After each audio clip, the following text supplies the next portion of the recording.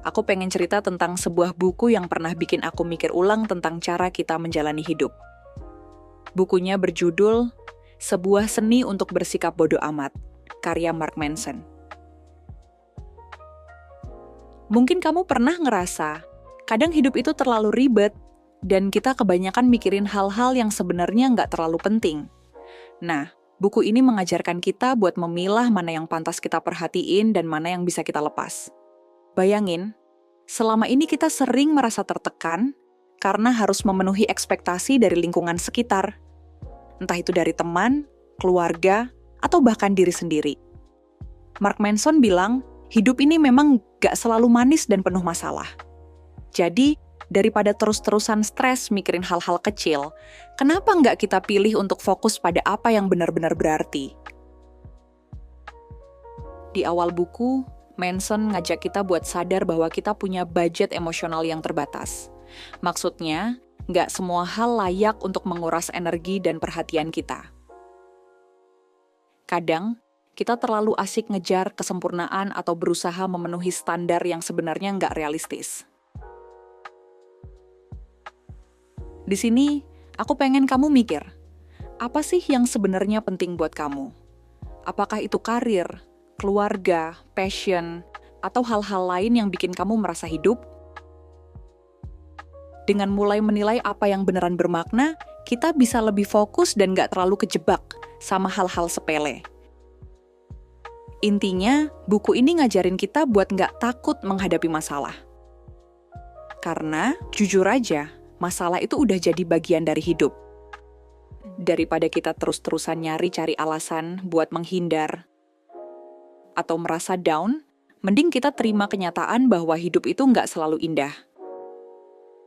Dan justru dari situlah kita bisa belajar banyak hal. Oke, sekarang kita masuk ke inti dari buku ini. Di bagian kedua, aku bakal share beberapa pelajaran penting yang menurutku sangat membantu buat mengubah cara pandang kita terhadap hidup. Pertama, memilih apa yang penting. Salah satu pesan utama yang disampaikan Manson adalah tentang pentingnya memilih apa yang benar-benar berharga. Dia bilang, kita nggak punya kapasitas buat peduli sama segala hal, jadi kita harus bijak dalam memilih. Pikir deh, daripada capek mikirin hal-hal yang sebenarnya nggak terlalu berdampak, mending kita fokus sama yang bisa bikin hidup kita lebih bermakna. Coba tanya ke diri sendiri, apa sih yang bikin aku bahagia dan ngebuat aku merasa hidup? Mungkin jawabannya ada di hal-hal sederhana seperti waktu bareng keluarga, mengejar passion, atau berkarya.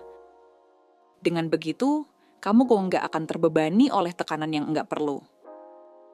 Kedua, menerima ketidaksempurnaan. Di zaman yang serba perfect ini, sering banget kita merasa harus tampil sempurna. Tapi Manson bilang, ketidaksempurnaan itu justru yang bikin kita manusiawi. Gagal, sedih, dan merasa tidak cukup itu wajar. Daripada terus-terusan nyalahin diri sendiri, mending kita terima kenyataan bahwa hidup itu penuh dengan naik turun.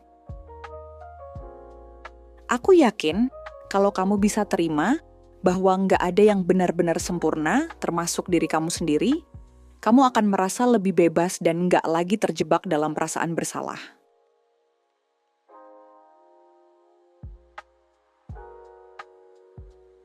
Ketiga, menghadapi masalah dengan realistis. Kamu pasti pernah ngalamin masa-masa sulit, kan?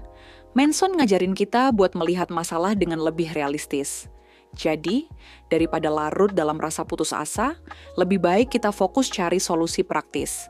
Misalnya, saat lagi stres karena pekerjaan atau masalah pribadi, coba deh berhenti sejenak, tarik napas, dan evaluasi situasi secara objektif. Dengan begitu, kamu bisa menentukan langkah yang tepat untuk mengatasi masalah itu, tanpa harus merasa terbebani oleh emosi negatif. Keempat, keberanian untuk mengatakan tidak. Mungkin ini salah satu pelajaran yang paling menantang. Berani bilang tidak. Kita sering banget merasa harus menyenangkan semua orang. Padahal itu nggak mungkin.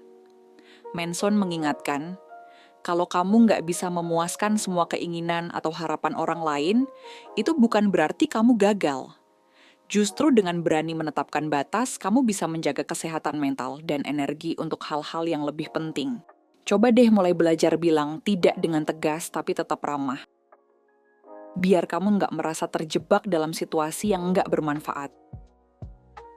Nah, di bagian terakhir ini, aku mau bahas gimana sih cara menerapkan semua pelajaran itu ke dalam kehidupan sehari-hari.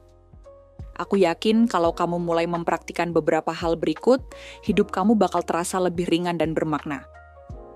Pertama, menyusun prioritas hidup. Langkah pertama yang bisa kamu coba adalah duduk santai sejenak dan pikirkan apa aja yang sebenarnya penting buat kamu. Bisa jadi itu adalah hubungan dengan keluarga, pengembangan diri, atau bahkan hobi yang selama ini kamu abaikan. Tulislah beberapa hal yang menurut kamu paling berharga.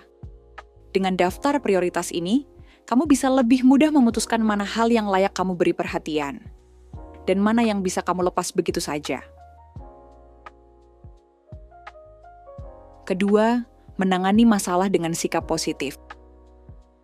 Setiap hari pasti ada saja tantangan yang datang.